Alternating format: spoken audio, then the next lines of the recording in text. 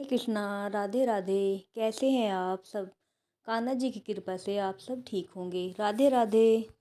कल हमने कार्तिक मास का चौथा अध्याय सुना था। आज हम कार्तिक मास का 5वां अध्याय शुरू करते हैं। राजा पृथु बोले, हे मुनि जी, आपने कार्तिक और माघ मास का विस्तृत फल कहा है। अब इसके विधिवत स्नान की विधि, नियम और उद्यापन की विधि भी आप हमसे कहिए। नारद जी ने कहा कि आप विष्णु भगवान के अंश से उत्पन्न हुए हैं, अतएव यह बात आपको मालूम ही है।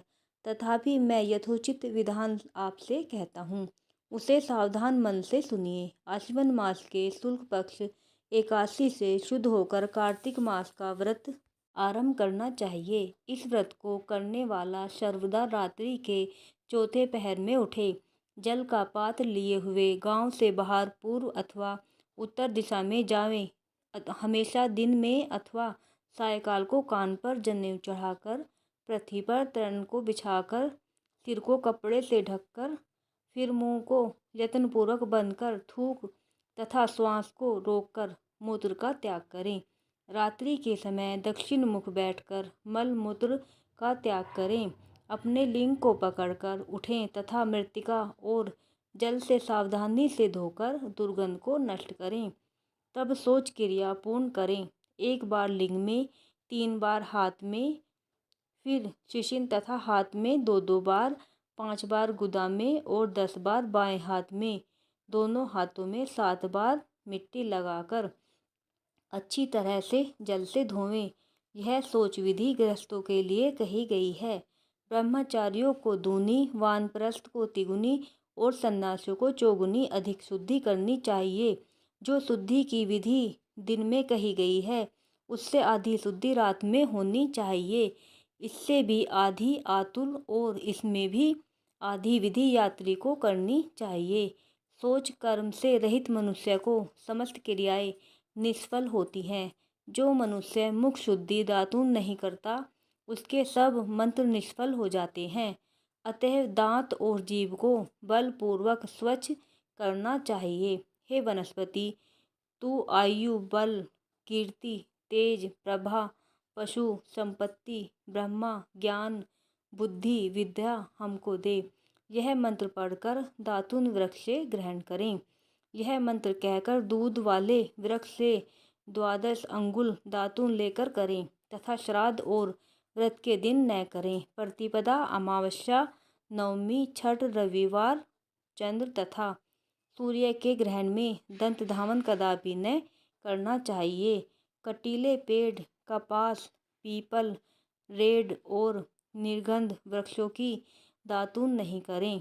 तत्पश्चात फूल, माला, चंदन और पान इत्यादि पूजन सामग्री लेकर प्रसन्न मन हो भक्तिपूर्वक विष्णु भगवान अथवा शिवजी के मंदिर जाएं। वहां देवताओं को अर्घ्य दें। आचमनीय आदि वस्तुओं से अलग अलग पूजन कर प्रार्थना तथा प्रणाम कर नृत्य आदि मंगल कृत्य करें। फिर ताल, वेणु, मृदंग आदि को बजावें, गावें और नर्तकों के साथ नाचें। फिर माला, चंदन, तांबुल आदि से उन गायकों का भी पूजन करें जो गाने के लिए आए हों, क्योंकि देव स्थान में गाने वाले भी साक्षात विष्णु भगवान की ही मूर्ति हैं।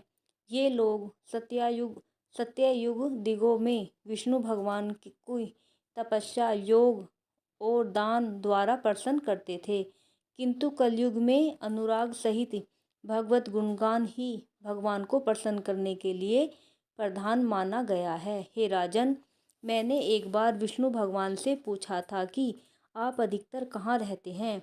यह सुनकर विष्णु भगवान ने कहा कि हे नारद, मैं वैकुंठ में अथवा योगियों के हृदय में भी नहीं रहता, अपितु जहाँ मेरे भक्त मेरा गुणगान करते हैं वहाँ मैं अवश्य रहा करता हूँ। जो प्राणी चंदन मालादि से हमारे भक्तों का पूजन करते हैं, उससे मुझे जैसी प्रीति होती है वैसी प्रीति मुझे पूजन से भी नहीं हो सकती।